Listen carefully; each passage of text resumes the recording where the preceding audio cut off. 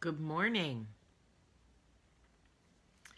Good morning, good morning.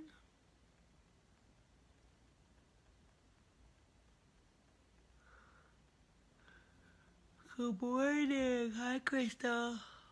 Hi, Barb. Good morning.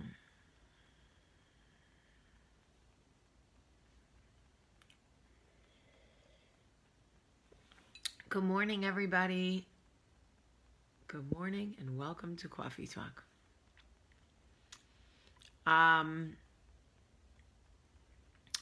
It is Friday. Very exciting. If you like the weekend as much as I do, we have soccer this weekend. The kids actually have off from school today. Michael's going to take them to the lake. Thinking about, hi Kristen, thinking about everybody, hi Christine, everybody in the Carolinas. Just crazy weather. I happen to believe in climate change. I have always believed in climate change. I knew all that rave hairspray we were putting into the atmosphere in New Jersey in the 80s was going to do some damage. I knew it. We were rave hairspraying ourselves against the wall, like into a corner. And I was like, there's no way. And that all of this, that's when they started to talk about aerosol cans. And so literally, this is how cute Susan was. She was like, listen, they're saying that the aerosol, it's not good for the environment. So I'm going to start buying you the pump. So literally, she started buying us the pump hairspray, and they would always get clogged, and you'd have to run it under hot water, right? And we'd be like, Ma, it's not working. You gotta. And she'd be like, listen, I don't know what to tell you. It's hurting the environment. But I happen to believe in climate change. Is that what it's called? Climate change? Yeah. Global warming. I believe in all of that. So I really, really hope that we get our shit together, because if not, I feel like only the weather's going to get worse. And I live in like Tornado Alley, basically, in Alabama. But last night, the kids and I prayed for people in the Carolinas, and we watched the radar to see what it was going to be like. If you are in the Carolinas, we are thinking of you. Okay, Aussie hairspray in the big purple can was the best smelling hairspray of all time.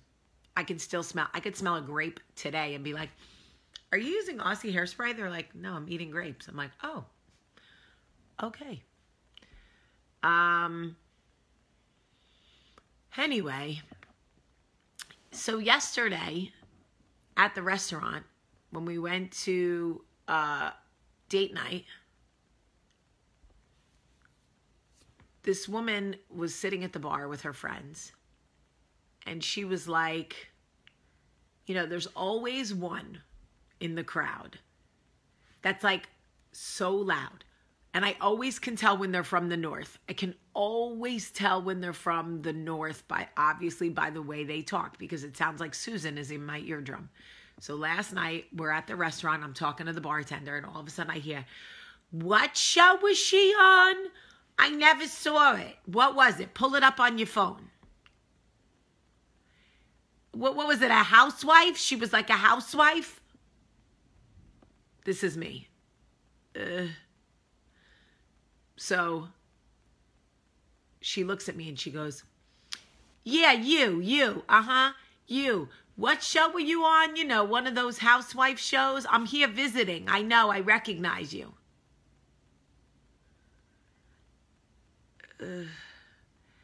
It was called Jersey Belle. Oh, yeah, that one, the Jersey Belle one. Yo, yeah, I watched it, all of it. It was so good, so good. Listen, why are you behind that bar? You don't work here. Move. I love Northerners. They love to tell you what to do. Northerners don't give a shit. They'll tell you right away what to do. You don't work here. Get out from behind the bar. You do know I'm going to be 42, right? You're like 10 years older than me. I don't think you need to tell me what to do. It's fine. Then, this is the best part. I go to sit down. We all sit down for dinner. And she comes over to the table. And she goes, you know, I really missed my calling in there. I go, oh, your call?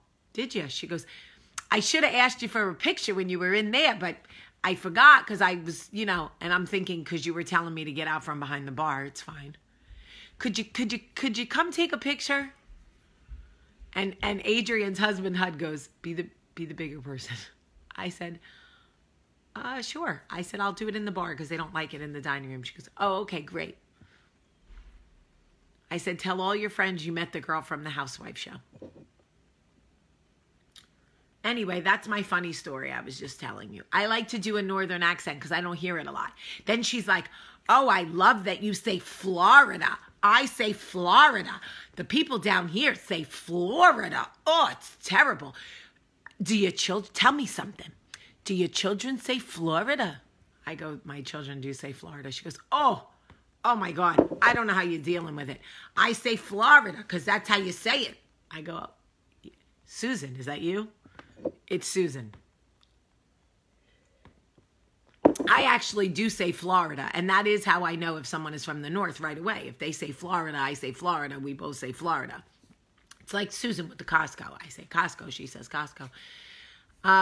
Anyway, and it's funny to me that Northerners, now I've been talking about this for 7 minutes. I'm so sorry, but it just tickled me.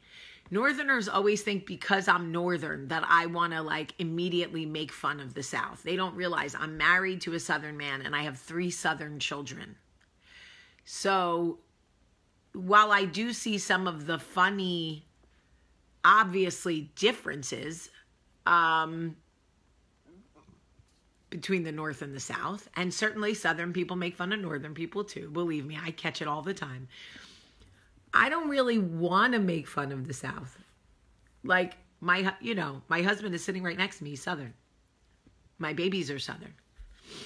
But it's so funny. They always think I do. They're always like, oh my God, this place is so weird, right? I'm like, well, I live here. Raising kids here. Well, I think most normal people say it Costco. We say Costco. That's all I'm saying. Anyway, thank you for all your feedback yesterday on my conversation about widows. I didn't realize I would get so emotional. But the feedback and I read all the comments and the messages that people sent me, and I really was very engaged in the conversation that people were having. It was really important, and so many people thanking me for saying thank you for bringing attention to what it is like to be a widow. I'm not a widow, obviously, thank God, but I did watch my mother and my best friend go through it, and it's brutal. Someone just said, Jamie, try it with a British accent. My British accent is perfect. Just kidding. Okay, so anyway, I want to talk to you about loyalty. I was raised, from a very young age by obviously an Italian mother. And Italians, they teach loyalty at a very young age. It is part of their culture. We know the mafia, obviously we know all the secrets, we know the organized crime, and I think some of it comes from that. I do think some of it stems from that, but I also think it's the way of the old country. They just don't talk about family business outside of the family.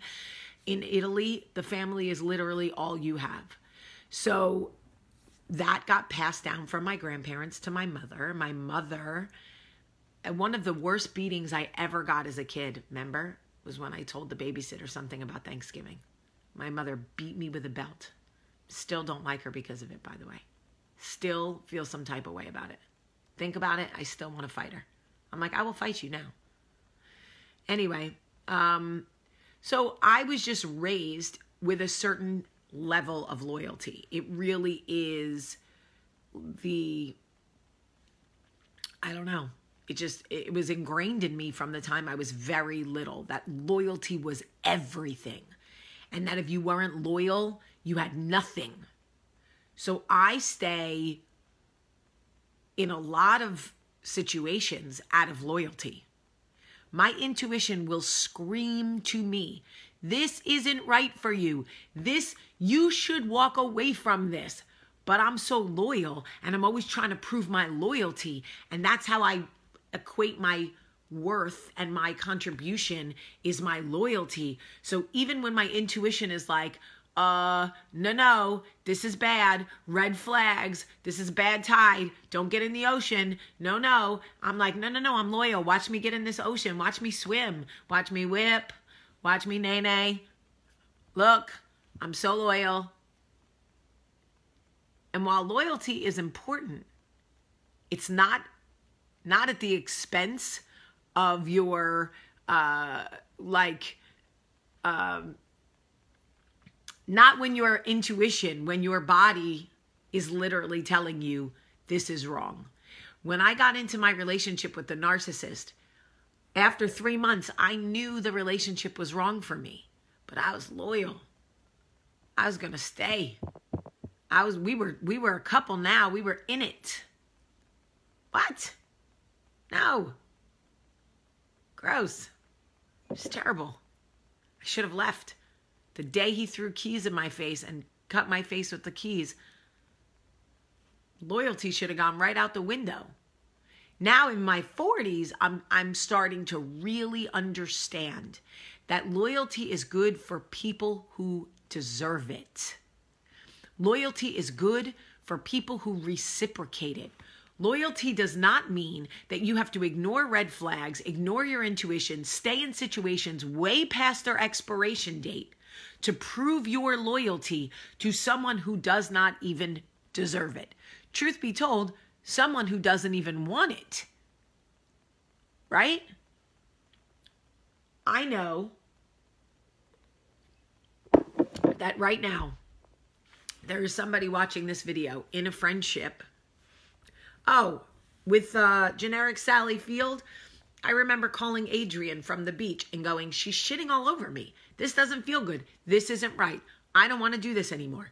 And Adrian, from the best place, truly the best place, was like, don't do that. She needs you. She loves you. You guys were friends forever.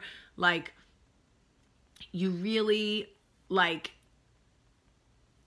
played on my loyalty. So I stayed. And in staying, I ignored my intuition. I ignored the red flags. And I end up getting burned so bad. So bad. So if your intuition is telling you that something isn't right, you're going to have to tell loyalty to get in the back seat. You have to be like, listen, get out of shotgun. Get in the back seat. I need to look out for me. You got to be loyal to number one first.